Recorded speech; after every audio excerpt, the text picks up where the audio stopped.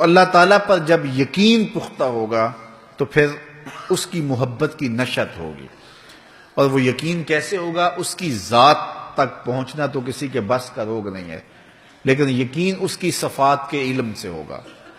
اور وہ اللہ تعالیٰ نے قرآن مجید میں کتنے مقامات پر اپنی صفات کے ذریعے سے اپنی پہچان کروائی ہے.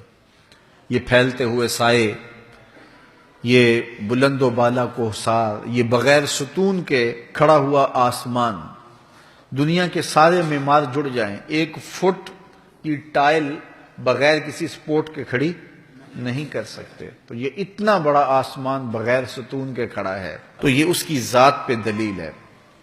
ہمارے انفس کے اندر کتنی دلیل ہے. یہ تنفس کا نظام ہے، یہ انہضام کا نظام ہے، یہ ہمارا دھڑکتا ہوا دل، اس کا اپنا ایک نظام ہے. پھر اللہ تعالیٰ نے یہ دماغی سسٹم لگایا ہوا ہے. انسان غور کرے، تدبر کرے. آپ عام سی مٹی پہ جو ہے وہ ایک بیج ڈالتے ہیں، اس مٹی کے سارے اجزاء کو چکھیں اور آپ دانت کے نیچے لیں تو آپ کو کپکپاہٹ لگ جائے اور اس کو رگڑ کے کسی طریقے سے آپ کو ذائقہ نہیں ملے گا. لیکن اسی مٹی کو اٹھا کے گملے کے اندر ڈال کر کے اس کے اندر آپ پودا لگاتے ہیں اور اس کے اوپر جو ہے وہ میٹھا پھل لگتا ہے. یار اس مٹی کو تو آپ نے ایک ایک ذرے کو دیکھا اور چکھ کے دیکھا، پھر گملے میں ڈال دیا، تو یہ رس کہاں سے آ گیا؟ یہ مٹھاس کہاں سے آئی؟ یہ جو ہے وہ انگور، اس کے اندر جو ہے وہ شیرہ کہاں سے آ گیا؟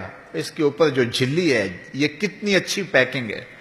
اللہ اکبر. کائنات کے اندر کوئی ایسی پیکنگ دکھاؤ تو صحیح جس طرح رب نے انگور کی ہوئی ہے. اور پھر گچھا انگوروں کا، اور یہ کیلے، یہ مالٹے، یہ موسمیاں، اور یہ طرح طرح کے انواع اقسام کے پھل، اور اسی زمین کی کوکھ سے اگے. ذائقے الگ الگ ہیں، رنگ الگ الگ ہیں، اور ان کے طبی خواص الگ الگ ہیں. تو ایک ہی زمین سے یہ ذائقے کہاں سے آئے؟ یہ کس نے بھر دیے ذائقے؟ اللہ اکبر. گندگی کے ڈھیر کے اوپر گلاب کا بیج ڈال دو تو پودا اگے گا تو سبز رنگ کا ہوگا. سیاہ کیچڑ کے اندر سبز رنگ کا پودا اگ رہا ہے. یہ سبزی کہاں سے آئی؟ پھر اس کے اوپر پھول لگا تو وہ سرخ رنگ کا. یہ سرخی کہاں سے آئی؟ کیچڑ تو سیاہ ہے، اس پھول کو سونگو تو گلاب کی خوشبو آ رہی ہے. تو پھر یہ خوشبو گلاب کی کہاں سے آ گئی؟ امام شافعی علیہ رحمہ بیٹھے تھے، شہتوت کے درخت کے نیچے بیٹھ کے مطالعہ کر رہے تھے. کوئی آیا تو کہا حضرت اللہ کے ہونے کی دلیل. تو آپ نے مسکرا کے کہا یہ شہتوت کا درخت. کہا یہ کیا بات ہوئی؟ جو چیز سامنے آ گئی اس کو دلیل قرار دے دیا. کہا دیکھو یہ شہتوت کا درخت ہے، یہ عام سی مٹی ہے جس میں اگا ہے. مٹی کا تجزیہ کر لو، اس میں وہ ذائقہ ہی نہیں ہے جو اس میں ہے. تو یہ کہاں سے ذائقہ آ گیا؟ تو کہا اس کی جڑوں کا رنگ اور ہے، اس کی شاخوں کا رنگ اور ہے، اس کے پتوں کا رنگ اور ہے، اس کا پھل کچا ہو تو رنگ اور ہے، پک جائے تو رنگ اور ہے.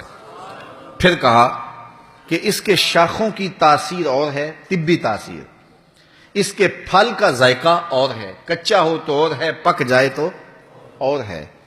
پھر کہا تیسری بات، اس کے پتے کو بکری کھائے تو دودھ دیتی ہے، گدھا کھائے تو لید کرتا ہے، ریشم کا کیڑا چاٹے تو ریشم بنتا ہے، شہد کی مکھی چوسے تو شہد بنتا ہے.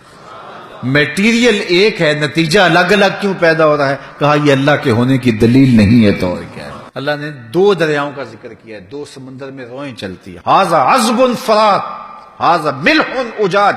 یہ سخت کڑوا اور یہ سخت میٹھا. درمیان میں کوئی آڑ نہیں، دیوار نہیں، پہاڑ نہیں، کوئی روک نہیں.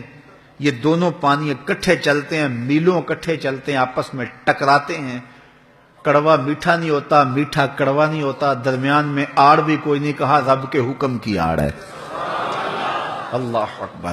اب بتاؤ یہ کون کر رہا ہے؟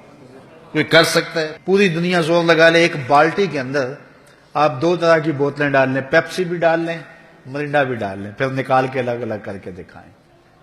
ہو نہیں سکتا. ذائقے مکس ہو جائیں گے، رنگ مکس ہو جائیں گے، پانی مکس ہو جائے گا. لیکن کھلے سمندر میں پانی کی 2 روئیں چل رہی ہیں. یہ قرآن بتا رہا ہے. اللہ فرماتا بتاؤ یہ رب کے علاوہ کون کر سکتا ہے؟ اللہ اکبر. تو یہ وہ دلیلیں ہیں جو اللہ کے وجود پر ایمان کو پختہ کرتی ہیں.